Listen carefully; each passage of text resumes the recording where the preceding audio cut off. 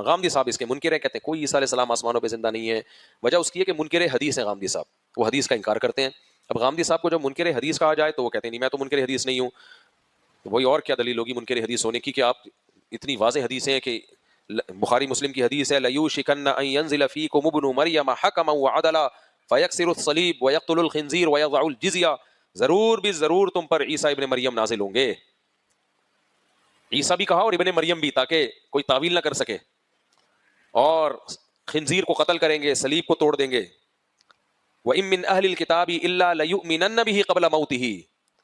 حضرت ابو ہریرہ رضی اللہ تعالیٰ عنہ نے یہ عقیدہ بیان کرنے کے لیے نا کہ عیسیٰ ابن مریم زندہ ہیں آسمانوں میں، یہ آیت دلیل کے طور پہ پڑھی ہے. تو اس سے پتہ چلتا ہے ابو ہریرہ بھی کس کے قائل تھے؟ حضرت عیسیٰ ابن مریم کے. یہ جو روایت ہے سیدنا مسیح کے آمد ثانی نزول کے حوالے سے 20 کتابوں میں موجود ہے، صحابہ بے تحاشا ہیں.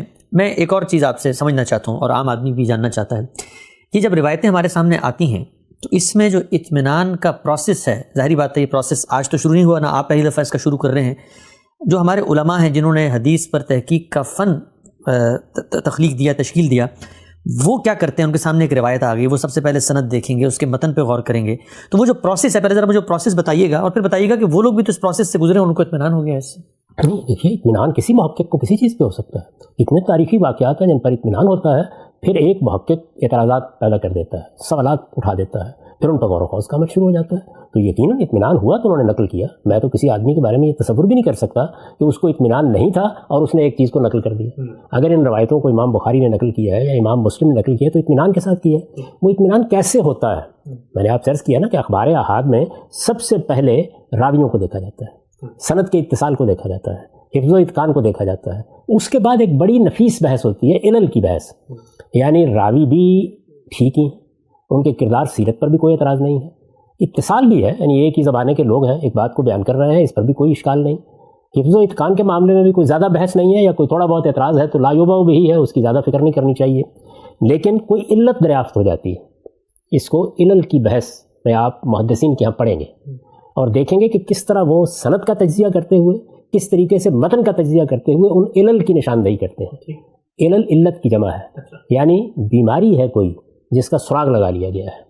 تو یہ عمل ہر جگہ ہوتا ہے. اسی طرح شذوذ کی بحث کی جاتی ہے روایت میں، پس منظر کی بحث کی جاتی ہے، کیسے آئی ہے، دوسرے لوگ اس کو کیسے بیان کر رہے ہیں. بعض موقعوں کے اوپر ایک روایت آتی ہے اور اس میں اضطرابات پیدا ہونے شروع ہو جاتے ہیں. یعنی آپ آئے، آپ نے بیان کیا کہ میں نے تو اس جلسے میں یہ تقریر سنی تھی، دوسرے نے بیان کیا، تیسرے نے بیان کیا، کچھ بنیادی چیزوں کے بارے میں اختلافات سامنے آنا شروع ہو گئے. تو اس کو کہتے ہیں کہ اب اضطراب پیدا ہو گیا ہے. تو اس طرح کی بہت سی تنقیحات ہیں جو محدثین کرتے ہیں. ان تنقیحات میں ایک عمومی اطمینان ہو جاتا ہے، پھر وہ روایت کو لے لیتے ہیں. نہیں ہوتا تو نہیں لیتے. امام بخاری نے کتنی روایتیں نہیں دیں، امام مسلم نے کتنی روایتیں نہیں دیں. تو جس وقت نہیں لیتے تو اس کا مطلب یہ ہے کہ ان کا اطمینان نہیں ہوا، یا اگر اطمینان ہو بھی گیا ہے تو اس درجے میں نہیں روایت پہنچی کہ وہ اپنی صحیح یا اپنی کتاب کا اس کو جز بنائیں. یہ عمل اس طریقے سے ہوتا ہے. تو یہ عدم اطمینان اور اطمینان یہ اس علم میں ناگزیر ہے. سب کے سب لوگ اسی کا اظہار کر رہے ہوتے ہیں. یہ بالکل صحیح ہے کہ بہت سے لوگ جب اطمینان کا اظہار کر دیں تو اس وقت تردد ہوتا ہے، لیکن یہ ایک عام آدمی کا تردد ہے، سننے والے کا تردد ہے. جو لوگ تقلیدی ذہن رکھتے ہیں ان کا تردد ہے. اگر آپ محققانہ ذہن رکھتے ہیں تو بارہا یہ تجربہ ہوتا ہے کہ آپ تاریخ پر تحقیق کر رہے ہیں، آپ سیرت پر تحقیق کر رہے ہیں، آپ قدیم زمانوں کی تاریخ دیکھ رہے ہیں اور یک بیک کچھ نئے حقائق سامنے آنا شروع ہو جاتے ہیں. تو اس وجہ سے علم اور تحقیق کا دروازہ اس بنیاد پر بند نہیں کیا جا سکتا کہ اس سے پہلے فلاں اور فلاں معاملے میں لوگوں کو عدم اطمینان نہیں ہوا. لوگوں کو 1000 سال تک ارسطو کے بعد اس پر کوئی عدم اطمینان نہیں تھا کہ زمین کی حالت کیا ہے اور وہ گھومتی ہے یا سورج گھومتا ہے، لیکن پھر ہو گیا. تو اس لیے عدم اطمینان کی بنیاد استدلال ہونا چاہیے، اطمینان کی بنیاد بھی استدلال ہونا چاہیے. اگر مثال کے طور پر میں اپنے عدم اطمینان کا اظہار کر رہا ہوں اور اس سے متعلق کچھ دلائل آپ کے سامنے رکھ رہا ہوں، پرانے لوگوں کو اطمینان ہو گیا، ہمارے بہت سے علماء کو، تو وہ دلائل سامنے لے آئیے جس کی بنیاد پر اطمینان ہوا ہے. اگر اطمینان صرف ایک علماء کی فہرست پر ہوا ہے تو یہ علم اور تحقیق کا طریقہ نہیں ہے، اور اگر دلائل پر ہوا ہے تو وہ آج بھی پیش کیے جا سکتے ہیں. تو اس لیے اس کو اسی دائرے میں رکھیے جس دائرے کی یہ بحث ہے. جب اس کو اس دائرے سے نکال کر آپ الزامات اور درشنام ترازی کا موضوع بنا لیتے ہیں تو یہ خرابی کی چیز ہے. ٹھیک، یعنی ایسا کبھی نہیں کرنا چاہیے. یہی فرق ہے جس کو میں نے واضح کرنے کی کوشش کی ہے کہ ہمارا ایمان، رسالت مآب صلی اللہ علیہ وسلم کی سنت، وہ چیزیں جن پر ہم نے دین میں عمل کرنا ہے، جس کو دین قرار دیا گیا ہے، یہ بحث اس دائرے کی بحث ہی نہیں ہے. یہ رسالت مآب صلی اللہ علیہ وسلم کی طرف ایک بات کی نسبت کی بحث ہے، اور یہی وہ علم ہے جس علم پر مسلمان فخر کرتے ہیں کہ ہم نے نسبت کی تحقیق کے معاملے میں کوتاہی نہیں کی، سنی سنائی باتیں بیان نہیں کر دی، ہم نے لوگوں کو دیکھا ہے، ہم نے ان کی تاریخ جاننے کی کوشش کی ہے، ان کے حفظ و اتقان کو دیکھا ہے، بڑی دقت نظر کے ساتھ کسی روایت کے اندر اتر کر جاننے کی کوشش کی ہے کہ اس میں کیا علل موجود ہے۔ تو یہ سب کیا ہے؟ یہ اصل میں وہی علم ہے جس کی طرف میں توجہ دلا رہا ہوں، اس میں جو گفتگو بھی ہوگی وہ اسی علم کے حوالے سے ہوگی۔ ٹھیک ہے، ہم سب آگے بڑھتے ہیں۔ یہ جو روایات ہیں، ان روایات کو ہم سب جانتے ہیں، حدیث کی کتابوں میں نقل ہوئی ہیں، ان لوگوں کا جو اطمینان ہے اس کے دلائل بھی آپ کے سامنے ہیں، لوگوں کے سامنے بھی ہیں، سند میں کوئی مسئلہ نہیں ہے، کہتے ہیں بخاری مسلم میں اگر کوئی بات آ جائے تو پھر اس سے آگے کی کیا بات ہوگی، اتنی تحقیق ہو گئی ہے۔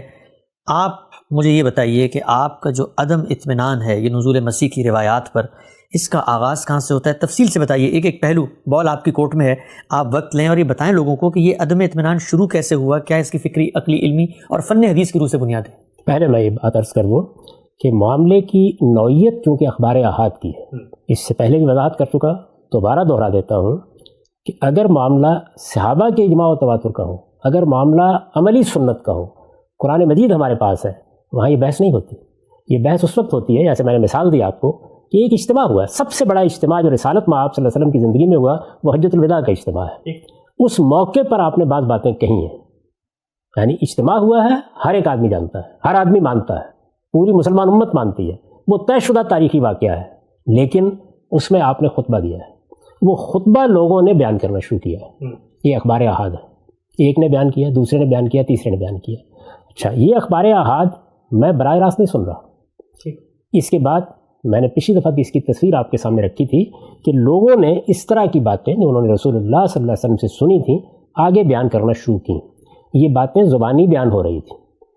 کچھ لوگ صحابہ کرام میں سے اپنے ذوق کی چیزیں لکھ بھی لیتے تھے جو انہوں نے سنی ہوتی تھی۔ یہ ہمیں تاریخی طور پر معلوم ہے کہ چھوٹے چھوٹے مجموعے بھی لوگوں نے ترتیب دینا شروع کر دیے تھے، اور یہ بالکل فطری چیز ہے۔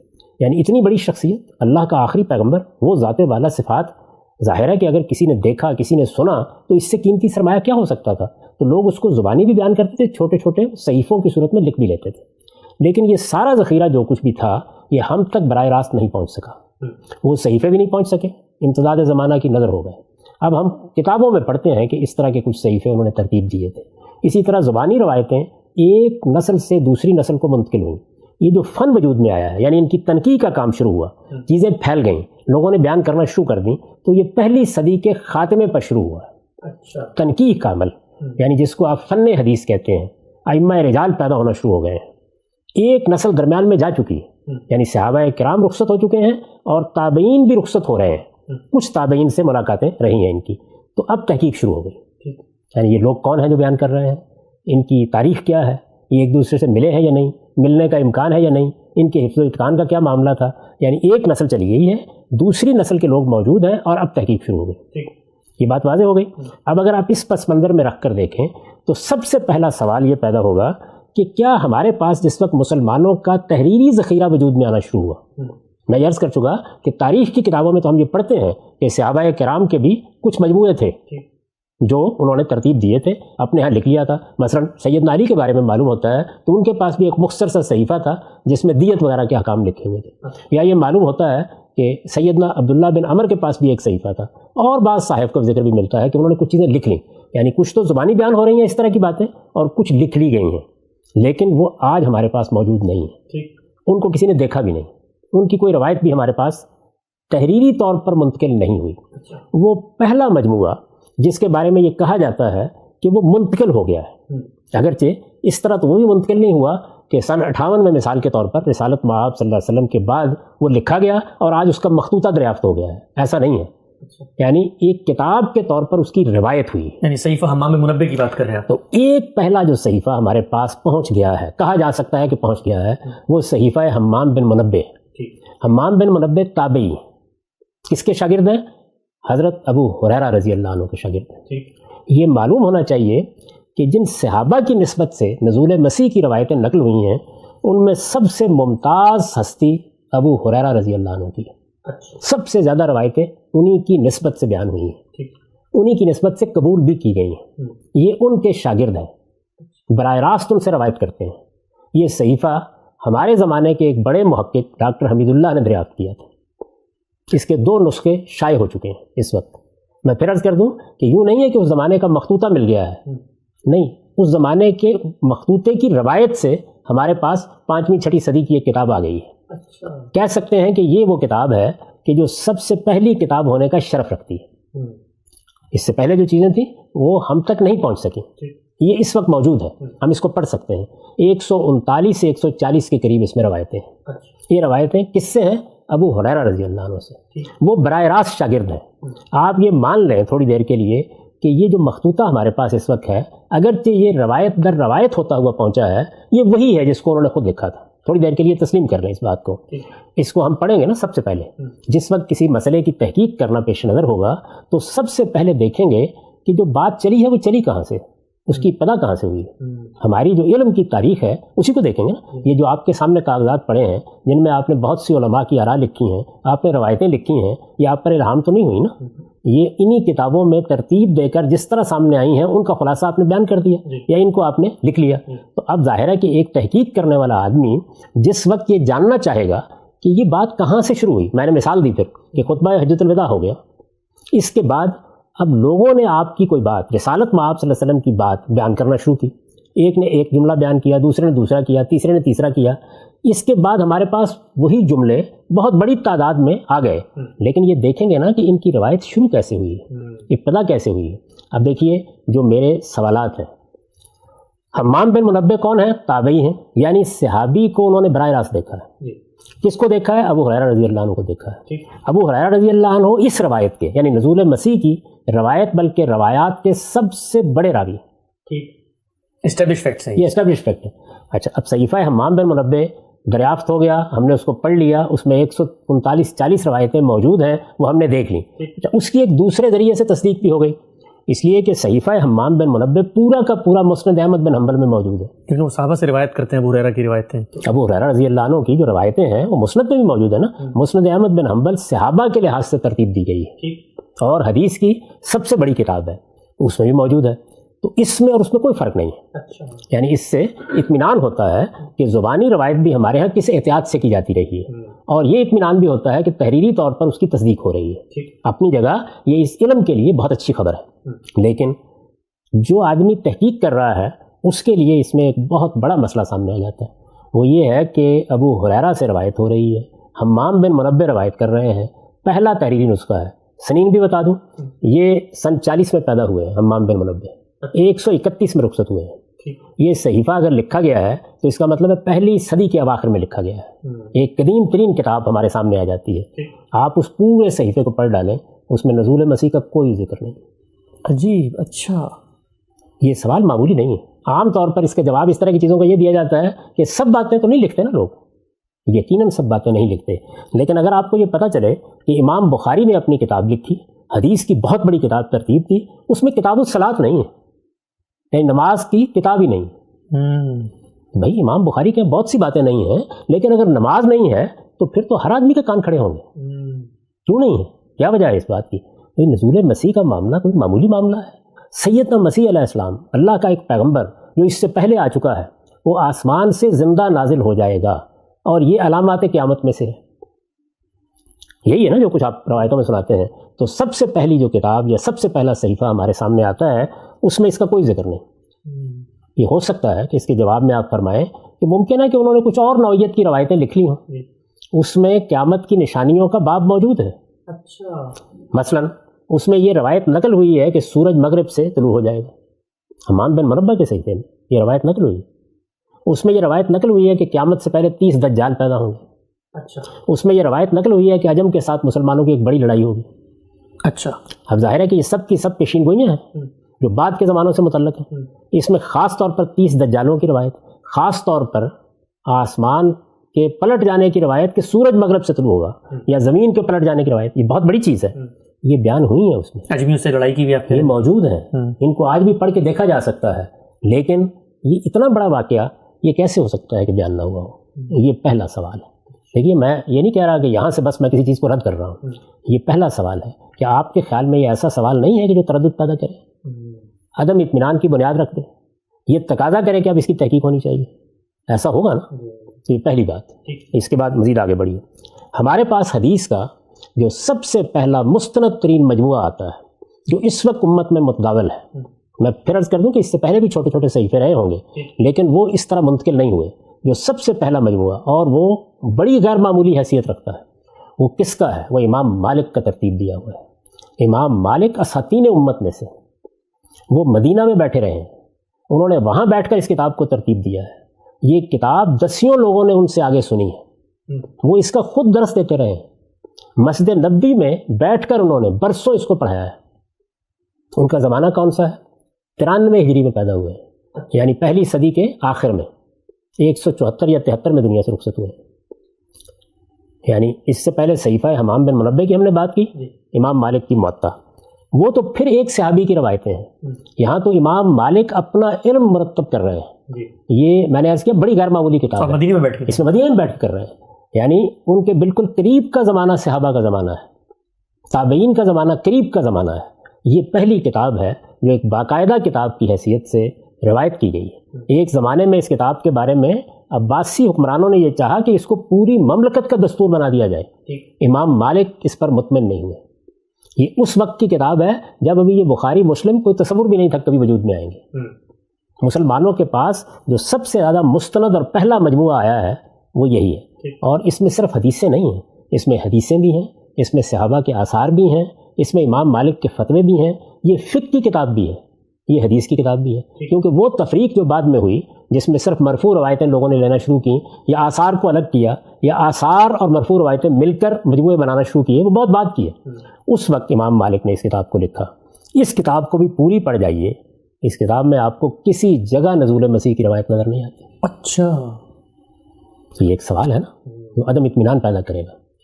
اس وقت بیٹھ کر آپ مجھے بہت سی روایات دکھائیں گے لیکن میں ایک طالب علم کی حیثیت سے اس ساری تاریخ سے صرف نظر نہیں کر سکتا. صحیفہ حمام بن منبہ میں نے آپ سے عرض کیا کہ خالی ہے، اس کے بعد یہ کتاب بھی اس سے بالکل خالی ہے. یہاں پھر وہی سوال ہوگا کہ ہو سکتا ہے کہ امام مالک نے اس باب کی روایتیں لینا ہی پسند نہ کیا ہو. جی ہاں، جس طرح وہاں نہیں لی امام نے. جی ہاں، وہاں میں نے بتایا کہ نہیں، اس باب کی چیزیں موجود ہیں. یعنی اشراط الساعہ یا فتن یا ملاحم کی ایک دو روایتیں وہاں موجود ہیں. اس کا مطلب ہے وہ معاملہ، وہ موضوع زیر بحث آ گیا ہے. یہی صورتحال موطا میں بھی. اچھا، موطا میں دجال کی اور سیدنا مسیح کی روایت موجود ہے. یعنی کچھ ذکر ہوا ہے سیدنا مسیح کا، ذکر ہوا ہے، بڑا اہم ذکر ہے، اور وہ کتاب الجامع میں ہے. میں آپ سے عرض کرتا ہوں کہ جو لوگ موطا کو پڑھتے ہیں وہ تو اس بات سے واقف ہی ہیں اور جانتے ہیں کہ موطا کی اہمیت کیا ہے اور موطا میں باتیں کس طرح بیان ہوئی ہیں. یہ کتاب الجامع میں ایک باب ہے صفت النبی صلی اللہ علیہ وسلم، ما جاء فی صفت النبی. اس کے بعد اسی میں ایک دوسرا باب ہے صفت عیسی ابن مریم و دجال. اچھا، یعنی عیسیٰ ابن مریم اور دجال کے معاملے سے متعلق. میں اس روایت کو بھی پڑھوں گا نہیں، یہ اپنے وقت پر میں آپ کے سامنے رکھوں گا. یہ روایت یہاں موجود ہے، ٹھیک ہے، موطا میں ہے. امام مالک نے اس کو نقل کیا ہے. یعنی اب آپ یہ نہیں کہہ سکتے کہ ان کے ہاں یہ موضوع زیر بحث، لیکن یہ جو کچھ آپ بیان کر رہے ہیں اس کا کوئی شائبہ بھی اس روایت میں یعنی اس باب کے تحت چلا روایت تو پڑھیں گے لیکن نزول مسیح کا ذکر نہیں ہے. نزول مسیح کا اس میں بھی کوئی ذکر نہیں. اچھا، نہ رفع مسیح کا کوئی ذکر ہے کہ آسمان پر زندہ اٹھا لیے گئے، نہ نزول مسیح کا کوئی ذکر ہے. دونوں ہی باتیں نہیں ہیں. اس میں کیا ہے وہ اپنے وقت پر میں آپ کے سامنے رکھوں گا. تو یہ دوسرا سوال بھی کیا کوئی ایسا سوال ہے کہ جس کو آپ نظر انداز کر دیں؟ اس میں یہ بات نہیں کہی جا سکتی کہ بہت سی روایتیں ہیں جو موطا میں نہیں ہیں. بہت سی روایتیں موطا میں نہ ہو کوئی فرق نہیں پڑتا، بخاری میں نہ ہو کوئی فرق نہیں پڑتا، کسی دوسرے نے بیان کر دی. سوال یہ کس موضوع کی چیز ہے.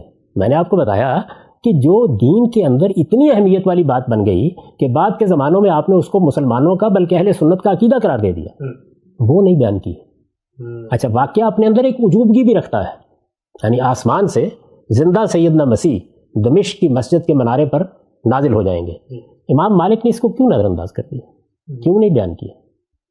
کسی جگہ پوری موطا کو پڑھ لیجئے، بہت مختصر سی کتاب ہے، موضوع زیر بحث ہے. میں آپ کو بتاؤں گا کہ وہ روایت لے آئے ہیں، وہ اس روایت کا عنوان ہی یہی ہے کہ اس میں عیسیٰ ابن مریم اور دجال کا ذکر ہے، لیکن یہ ذکر جو آپ بتا رہے ہیں یہ اس روایت میں بھی نہیں ہے.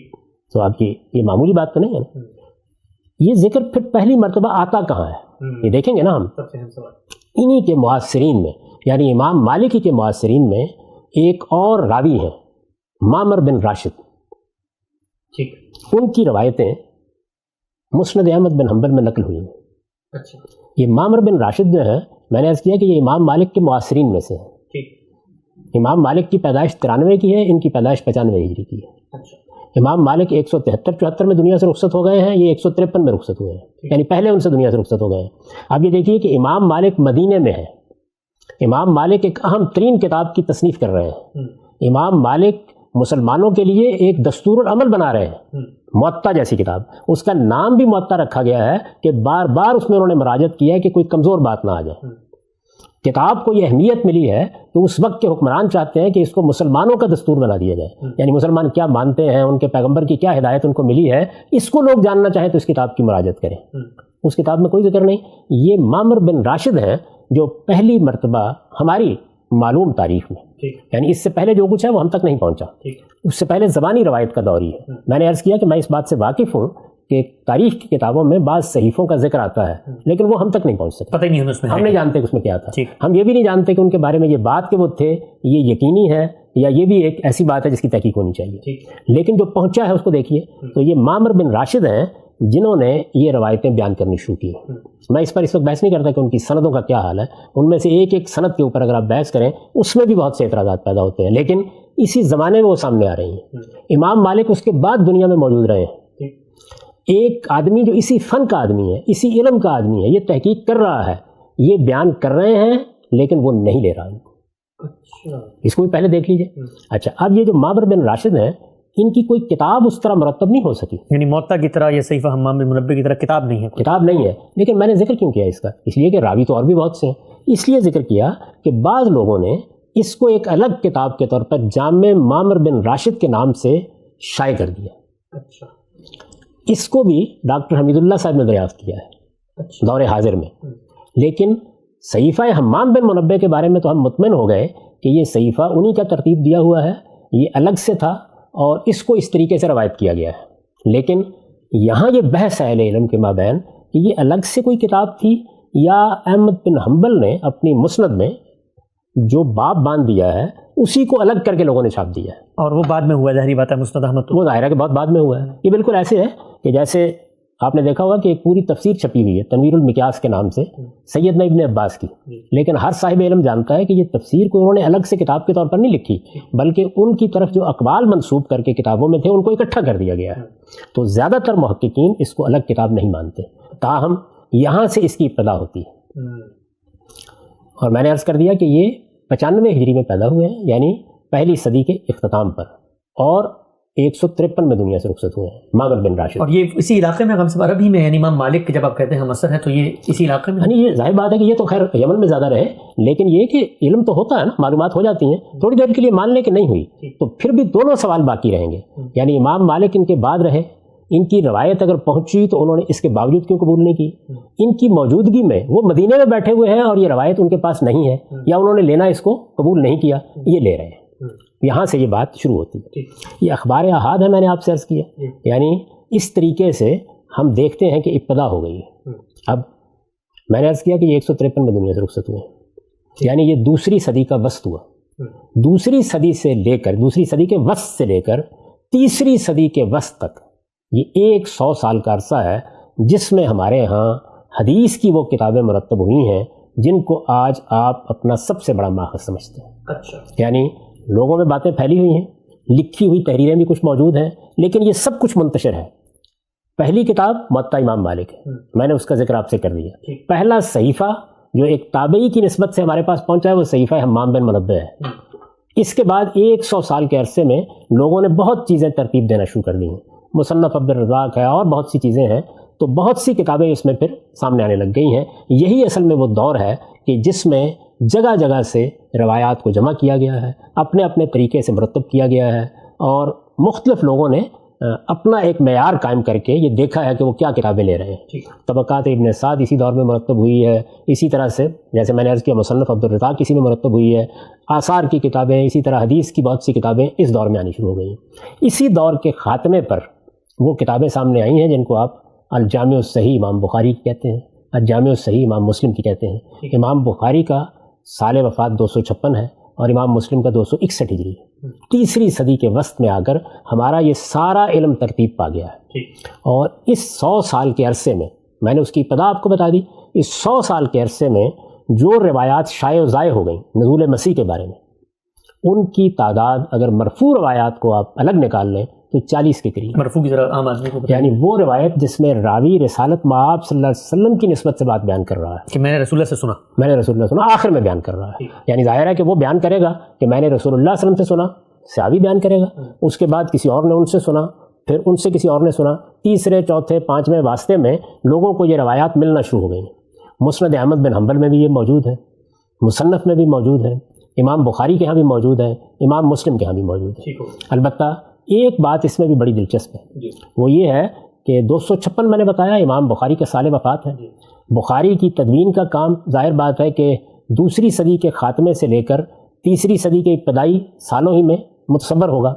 اس وقت تک بھی انہوں نے اپنی صحیح میں 3 روایتیں لی ہیں اور تینوں صرف ابو ہریرہ سے لی ہیں.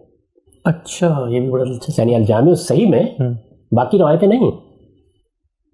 صحیفہ حمام بن منبہ خالی ہے، امام مالک کی موطا بالکل خالی ہے، اور جو ہمارے پاس پھر آخر میں آ کے مستند ترین چیز آئی امام بخاری کی صحیح ہے نا، اسی کو ہم حدیث کا سب سے اہم ذخیرہ سمجھتے ہیں، غیر معمولی حیثیت ہے. اب میں آپ سے عرض کرتا ہوں کہ یہ کیوں ایک اہم سوال ہے. پھر اس لیے اہم سوال ہے کہ جو اس ساری ایک صدی کے اندر روایات شائع و ضائع ہوئیں، یہ جب ان کو انتخاب کیا جاتا ہے تو جیسے میں نے عرض کیا کہ 40 کے قریب یہ روایتیں ہیں جو مرفوع روایتیں ہیں. میں آثار کا اور باقی موقوفات کا ذکر نہیں کر رہا. 40 کے قریب روایتیں ہیں، 23 صحابہ سے. اچھا، ان 23 صحابہ میں سے امام بخاری صرف ابو ہریرہ کی 3 روایتیں اپنی صحیح میں نقل کرتے ہیں. یہاں بھی یہ سوال نہیں ہے کہ جو باقی انہوں نے چھوڑ دی وہ ان کے نزدیک صحیح نہیں تھیں، لیکن انتخاب کیا بتا رہا ہے کچھ تو ظاہر ہے کہ یہ بھی ایک سوال ہے ہمارے سامنے آتا ہے.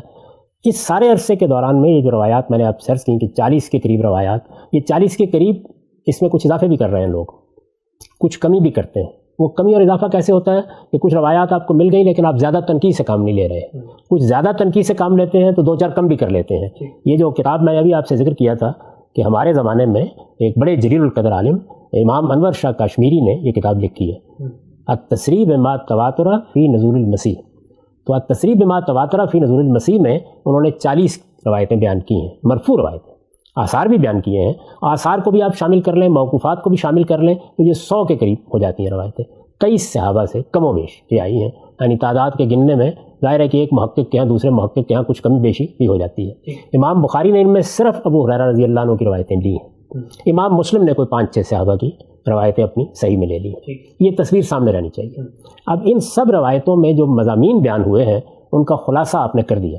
اس کے باوجود میں چاہوں گا کہ کچھ روایتیں آپ کے سامنے رکھ دوں. عام آدمی کے لحاظ سے میں یہ سمجھتا ہوں کہ لوگوں نے پڑھنا ہوتا ہے نا، جاننا ہوتا ہے. یہ ہو سکتا ہے کہ ہماری یہ گفتگو سننے کے بعد بعض لوگ براہ راست اس معاملے کو دیکھنا چاہیں. اس میں سب سے اچھے طریقے سے اس مسئلے کی روایات کو جمع کیا ہے مولانا سید ابو اللہ صاحب مودودی نے. مولانا سید ابو اللہ صاحب مودودی نے اپنی کتاب تفہیم القرآن، یہ تفسیر ہے ان کی، اس میں سورہ احزاب کا ضمیمہ لکھا ہے. سورہ احزاب میں چونکہ ختم نبوت کی آیت ہے، ختم نبوت کے ذیل میں یہ مہدی موعود اور مسیح موعود کی بحث پیدا ہو گئی تھی، تو انہوں نے ایک تفصیلی ضمیمہ اس پر لکھا ہے. یہ بات بھی واضح کر دوں کہ وہ دونوں کے آنے کے قائل ہیں. یعنی ان کے ذہن میں تصویر مہدی کی اور ہے، لیکن وہ مہدی کی روایتوں کے بھی قائل ہیں اور وہ نزول مسیح کی روایتوں کو بھی قائل ہیں. انہوں نے بڑی تفصیل سے اس زمینے میں بتایا ہے کہ اس وقت جو اسٹیج بن رہا ہے اس میں یہود کی ایک ریاست قائم ہو گئی ہے، اسی کے اندر سے دجال کو پیدا ہونا ہے، اس دجال کی صفات غیر معمولی ہوں گی، اس سے ایک بڑا فتنہ وجود میں آ جائے گا اور اللہ تعالیٰ سیدنا مسیح علیہ السلام کو آسمان سے نازل کرے گا. یعنی ایک ایسے شخص کی بات میں آپ کے سامنے رکھ رہا ہوں جو اس کو مانتا ہے. انہوں نے اپنی اس کتاب میں یعنی تفہیم القرآن میں اور تفہیم القرآن کے سورہ احزاب کے ضمیمے میں یہ روایتیں جمع کر دیں. ایک نظر آپ ڈالیے، یہ روایتیں جو انہوں نے لی ہیں، میں نے تو آپ کو باقی لوگوں کی تحقیق بتا دی. جو انہوں نے روایتیں لی ہیں ان روایتوں کے آخر میں وہ یہ فرماتے ہیں کہ میں نے یہ 21 روایتیں یہاں جمع کی ہیں. لکھتے ہیں یہ جملہ 21 روایات ہیں جو 14 صحابیوں سے، یعنی اگر سب کا استقصاء کیا جائے تو 23 کے قریب صحابہ بنتے ہیں. پھر عرض کر دوں کہ یہ سب کچھ کب ہوا ہے، یعنی دوسری صدی کے وسط سے لے کر تیسری صدی کے شروع میں یا تیسری صدی کے وسط میں. امام بخاری، امام مسلم اور دوسرے محدثین زیادہ تر اسی زمانے میں ہیں جنہوں نے یہ آپ کی سیاہ لکھی ہیں، جن کو سیاہ ستہ کہا جاتا ہے. یعنی حدیث کی اس وقت جو کتابیں مراجعت میں آتی ہیں جن کو عام طور پر پیش کیا جاتا ہے وہ اسی زمانے میں لکھی گئی ہیں سب کی سب. جو کچھ پہلے تھا اس کی ایک تصویر میں نے آپ کے سامنے رکھ دی ہے. تو یہ کہتے ہیں کہ جملہ 21 روایات ہیں جو 14 صحابیوں سے صحیح سندوں کے ساتھ حدیث کی معتبر ترین کتابوں میں وارد ہوئی ہیں. اگرچہ ان کے علاوہ دوسری بہت سی احادیث میں بھی یہ ذکر آیا ہے، لیکن طول کلام سے بچنے کے لیے ہم نے ان سب کو نقل نہیں کیا، بلکہ صرف وہ روایتیں لی ہیں جو سند کے لحاظ سے قوی تر ہیں۔ اگر کوئی شخص یہ پڑھنا چاہے کہ کیا کیا روایات ہیں تو وہ سب کی سب ایک خلاصے کی طور پر یہاں جمع کر دی گئی۔ تفہیم القرآن، ظاہر ہے کہ اس میں انہوں نے روایتیں بھی جمع کر دی ہیں اور ان کا بہت اچھے طریقے سے ترجمہ بھی کر دیا ہے، تو جو لوگ اردو زبانی میں پڑھ سکتے ہیں وہ یہاں پڑھ سکتے ہیں۔ اس میں ابتدا انہوں نے امام بخاری ہی کی روایت سے کی ہے، یعنی سب سے پہلے وہی روایت نقل کی ہے، وہ میں پڑھ دیتا ہوں آپ کے سامنے۔ حضرت ابو ہریرہ سے روایت ہے کہ رسول اللہ صلی اللہ علیہ وسلم نے فرمایا، قسم ہے اس ذات کی جس کے ہاتھ میں میری جان ہے، ضرور اتریں گے تمہارے درمیان ابن مریم حاکم عادل بن کر، پھر وہ صلیب کو توڑ دیں گے و یکسر الصلیب، اور خنزیر کو ہلاک کر دیں گے و یقتل الخنزیر، اور جنگ کا خاتمہ کر دیں گے و یضع الحرب۔ دوسری روایت میں حرب کے بجائے جزیہ کا لفظ ہے، یعنی جزیہ ختم کر دیں گے، اور مال کی وہ کثرت ہوگی کہ اس کا قبول کرنے والا کوئی نہ رہے گا، اور حالت یہ ہو جائے گی کہ لوگوں کے نزدیک خدا کے حضور ایک سجدہ کر لینا دنیا و مافیہ سے بہتر ہوگا۔ یہ امام بخاری کی روایت ہے۔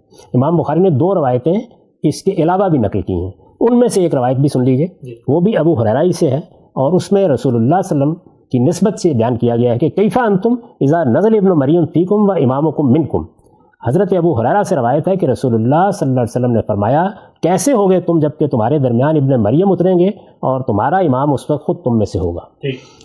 باقی روایتوں میں کچھ تفصیلات ہیں، اس کو لوگ خود دیکھ سکتے ہیں، ان کا خلاصہ وہی ہے جو آپ نے بھی بیان کر دیا کہ ابن مریم اس وقت آئیں گے جب کہ دجال کا فتنہ اپنے عروج پر ہوگا۔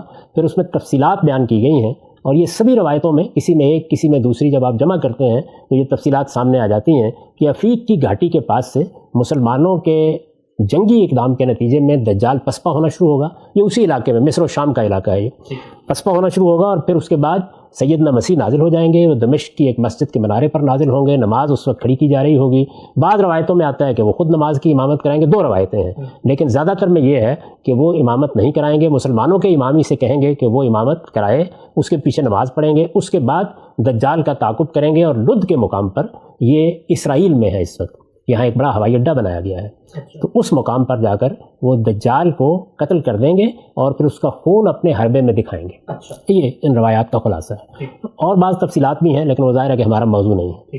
تو میں نے عرض کیا کہ اب ذرا تھوڑا تازہ کر لیجئے، یعنی صحیفہ حمام بن منبہ بالکل خالی تھا، 30 میں پیدا ہوئے اور معاف کیجیے گا 41 میں پیدا ہوئے اور 130 میں دنیا سے رخصت ہو گئے۔ اب ظاہر ہے کہ یہ سوال پیدا ہوا، پھر اس کے بعد موطا امام مالک کا میں نے بتایا آپ کو، یعنی وہ بھی پہلی صدی کے خاتمے پر ہے۔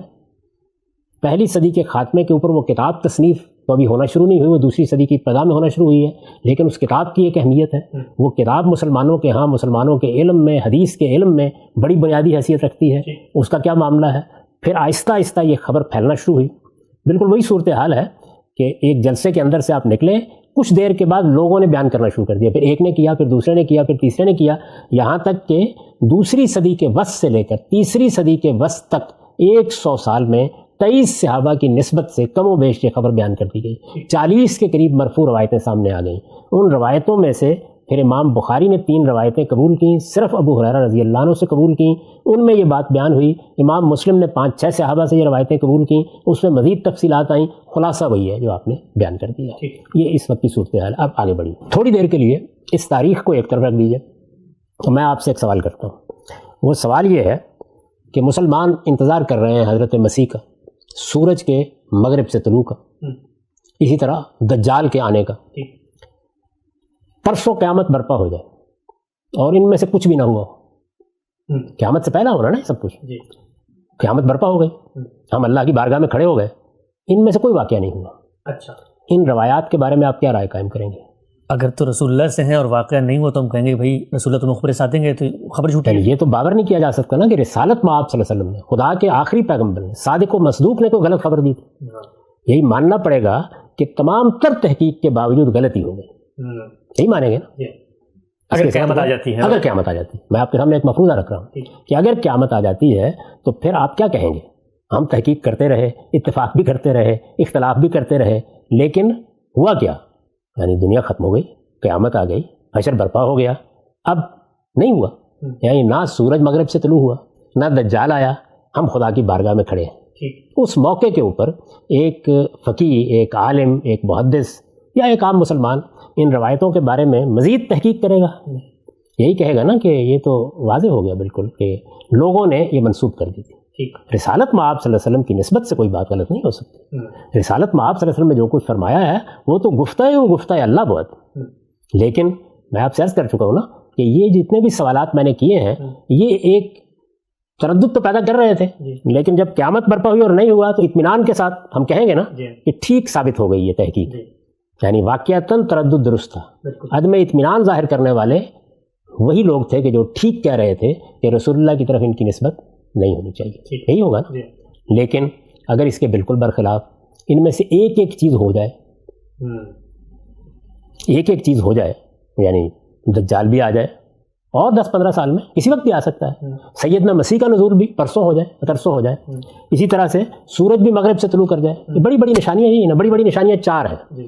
یعنی ایک زمین کے اندر سے براہ راست کسی جانور کا پیدا ہو جانا جیسے پہلے ہوتے رہے ہیں. دوسرے سورج کا مغرب سے طلوع ہو جانا، ظاہر ہے اس سے دنیا کی گردش تبدیل ہو جائے گی. ایک بہت بڑی نشانی کا ظہور ہو جائے گا، دجال کا آنا اور سیدنا مسیح علیہ السلام کا آسمان سے نزول. اگر یہ چاروں کی چاروں نشانیاں جتنی ہیں یہ ایسے ہی ہو جائیں تو پھر عدم تردد والوں کے پاس کچھ کہنے کے لیے نہیں رہے گا. بالکل صحیح بات ہے. یعنی مجھے آپ سب کو ماننا پڑے گا کہ ہمارے عدم اطمینان کی کوئی حیثیت نہیں. غلط تھے ہم غلط تھے. جن لوگوں نے یہ روایتیں بیان کی وہ بالکل درست بات کر رہے تھے، ان کی تحقیق بالکل درست تھی.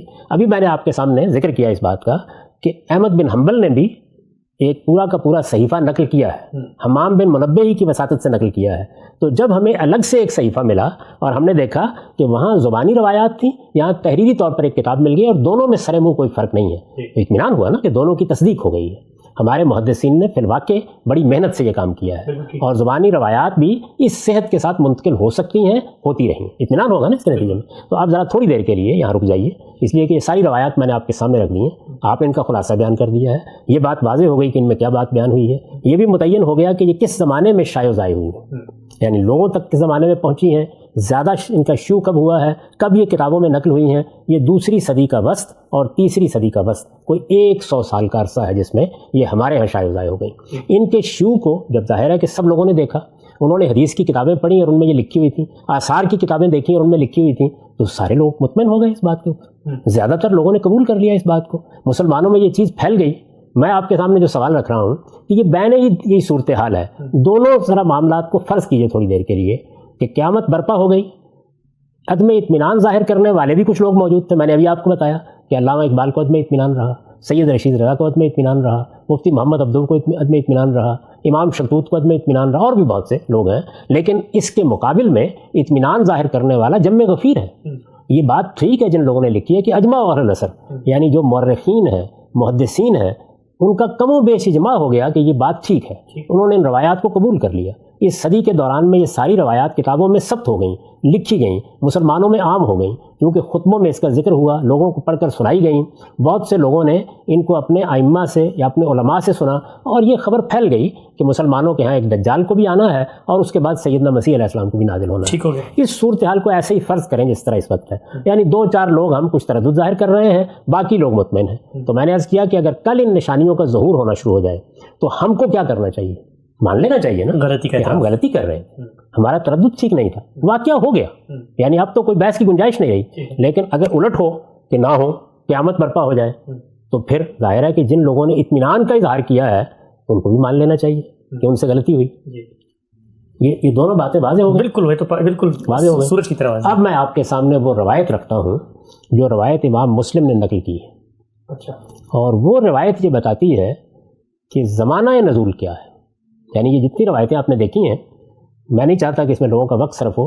یہ سب یہ باتیں تو بیان کر رہی ہیں. یہ بیان کر رہی ہیں کہ دجال کو وہ قتل کریں گے، یہ بیان کر رہی ہیں کہ سیدنا مسیح آئیں گے تو وہ صلیب کو توڑ دیں گے، یہ بیان کر رہی ہیں کہ وہ خنزیر کو قتل کر دیں گے، وہ جزیہ ختم کر دیں گے یا جنگ ختم کر دیں گے. اس کی ہمارے علماء نے جو توجیہ کی ہے وہ یہ ہے کہ عیسائیت یا مسیحیت بطور ایک دین کے ختم ہو جائے گی، اور اگر سیدنا مسیح آسمان سے نازل ہو جائیں تو واقعہ بھی یہی ہے کہ اسے ختم ہو جانا چاہیے. بلکہ میں نے اس سے پہلے بھی ذکر کیا تھا کہ امام کشمیری نے یہ بات بیان کی ہے کہ ایک طرف اگر مہدی آ جائیں جیسے کہ بیان کیا گیا ہے تو تشیع اور تسنن کا اختلاف ختم ہو جائے گا، واضح ہو جائے گی صورتحال. اور اسی طرح اگر سیدنا مسیح علیہ السلام نازل ہو جائیں تو یہود مسلمانوں کا یعنی ابراہیمی مذاہب جن کو کہا جاتا ہے اور مسیحیوں کا اختلاف ختم ہو جائے گا قیامت سے پہلے. یعنی یہ صورتحال تو بالکل واضح ہے. یہ چیزیں بیان ہوئی ہیں. صلیب کو توڑ دیں گے, خنزیر کو قتل کر دیں گے, جزیہ ختم کر دیں گے, وہ آئیں گے اور دجال کو قتل کریں گے. میں نے ابھی بتایا کہ اس طرح سے جنگ ہو رہی ہوگی اور اس جنگ میں سیدنا مسیح علیہ السلام اپنے حربے یا نیزے پر اس کا خون بھی دکھا دیں گے. ابھی میں اس پہ گفتگو نہیں کرتا کہ وہ قیامت سے پہلے کیا نیزے ہی ہوں گے اور نیزوں ہی سے جنگ کی جائے گی, اس کو تھوڑی دیر کے لیے الگ رکھ دیجیے. ایک روایت ایسی ہے ان روایتوں میں کہ جس میں یہ بیان کیا گیا ہے کہ یہ سب ہوگا کب. اچھا, یعنی وقت بتا دیا کہ کب ہوگا. وقت بتا دیا کب ہوگا. اب اگر کسی چیز کا وقت بتا دیا گیا ہے کب ہوگا اور آپ سب روایتوں کو مان رہے ہیں, اس کو بھی مانیں گے نا. اچھا, مانا ہی ہے لوگوں نے. یعنی یہ جتنے لوگ ہیں وہ اس روایت کو بھی مانتے ہیں. وہ مسلم نے نقل کی ہے وہ روایت. اگر اس کا وقت بتا دیا گیا ہے اور وہ وقت آ جائے اور نہ دجال آئے نہ مسیح آئے تو کیا ہوگا؟ اور اگر آ جائے وہی صورت ہو گئی نا. میں نے جب قیامت کا ذکر کیا تھا تو میں نے یہ بتایا کہ دونوں صورتوں کو فرض کریں تھوڑی دیر کے لیے. ہمیں یہ بتایا گیا ہے, وقت بتایا گیا ہے. عام طور پر جو روایتیں لوگ بیان کرتے ہیں کہ یہ سب قیامت سے پہلے ہونا ہے. قیامت سے پہلے یہ کل ہو جائے تو میرے اور آپ کے پاس اپنا تردد ظاہر کرنے کی گنجائش ختم ہو جائے گی. ہم پھر نہیں کہہ سکتے کہ ہمیں عدم اطمینان ہے, اس لیے کہ واقعہ ہو گیا. اور اگر کل یا پرسوں قیامت آ جائے اور ان میں سے کچھ نہ ہو تو جو لوگ مان رہے ہیں ان کے پاس کچھ کہنے کے لیے نہیں رہے گا. تو میں یہ عرض کر رہا ہوں کہ مسلم کی روایت میں وہ وقت بیان ہوا ہے جس کے بارے میں پیشین گوئی ان روایتوں میں نقل ہوئی ہے. یعنی دجال کب آئے گا اور سیدنا مسیح علیہ السلام کب نازل ہوں گے, وہ وقت بیان ہوا ہے.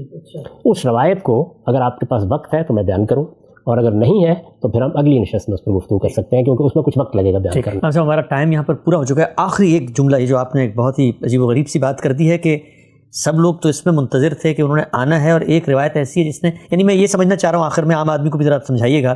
مثلا میں یہ کہتا ہوں کہ نیو یارک میں خزانہ نکلے گا اب, اور میں نے اس کی نشانی یہ بتائی ہے کہ 2 اونچی عمارتیں ہیں جو سب سے بڑی عمارتیں ہیں وہ گریں گی اور اس کے بعد خزانہ نکلے گا. اب اگر 9/11 ہو گیا وہ خزانہ نہیں نکلا تو اس کا مطلب میری بات جھوٹی تھی, ٹھیک نہیں تھی. آپ اسی واقعے کو رکھ لیجئے. یعنی فرض کیجئے کہ کسی روایت میں یہ بات بیان, روایتیں ہی ہیں نا جن کو ہم دیکھ رہے ہیں, تو روایتوں میں اگر یہ بات بیان ہوئی ہے کہ جب 9/11 ہوگا, یعنی اس کی نشانی یہ ہے کہ 2 بہت بڑے ٹاور گر جائیں گے یا گرا دیے جائیں گے نیو یارک میں. اگر فرض کیجئے نیو یارک کا نام بھی آ گیا اور یہ گرا دیے گئے اور اس کے بعد دجال آ جائے گا, ٹھیک ہے, اور وہ نہ آئے, اس کے بعد نزول مسیح ہو جائے گا اور وہ نہ آئے, ایسے ہی ہے نا. تو وقت بڑی اہمیت رکھتا ہے اگر وہ بیان ہوا ہے. یعنی ہم انتظار کر رہے ہیں نا, تھوڑی دیر کے لیے اپنے تردد کو ایک طرف رکھ دیجئے, میں بھی اپنے عدم اطمینان کو واپس لے لیتا ہوں. انتظار کر رہے ہیں لوگ, دجال کو آنا ہے, مسیح علیہ السلام کا نزول ہونا ہے.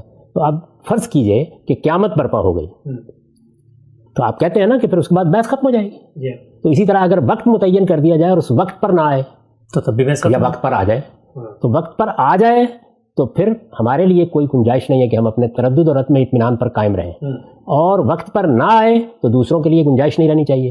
تو میں وہ روایت آپ کے سامنے پیش کروں گا جس میں وقت بتا دیا گیا ہے, اور وہ روایت کوئی گری پڑی روایت نہیں ہے, وہ امام مسلم کی روایت ہے. یعنی صحیح مسلم میں, صحیح مسلم میں روایت ہے, بڑی تفصیلی روایت ہے, عام طور پر نقل کی جاتی ہے. میں وہ روایت پوری پڑھ کے آپ کو بتاؤں گا کہ وقت بتایا گیا ہے, اور اس میں نزول مسیح زیر بحث ہے. نزول مسیح اور دجال زیر بحث ہے, بالکل متعین طور پر بتا دیا گیا ہے کہ یہ کب ہوگا. اب وہ کب ہے جو اصل میں میرے نزدیک اسی طرح فیصلہ کن ہو جانا چاہیے. ٹھیک. ہم سب وقت ہمارے پاس یہاں ختم ہو گیا ہے, لیکن مجھے اندازہ ہے کہ جو سننے والے لوگ ہیں وہ یہ چاہ رہے ہوں گے کہ وہ روایت سامنے آ جائے جس میں سیدنا مسیح کے نزول کا وقت زیر بحث اور فیصلہ کن چیز ہے, اس لیے کہ عقل عام یہی بات کہتی ہے کہ اگر کوئی چیز وقت کے ساتھ موقت ہے, متعین ہے, اور رسول اللہ کی نسبت سے بیان ہوئی ہے تو پھر اس کو سچا ثابت ہونا چاہیے. اس روایت پہ انشاءاللہ اگلی نشست میں آپ سے بات کریں گے, اور نزول مسیح کے حوالے سے اور جو سارے اعتراضات اور سارے اشکالات ہیں ان کو انشاءاللہ بالترتیب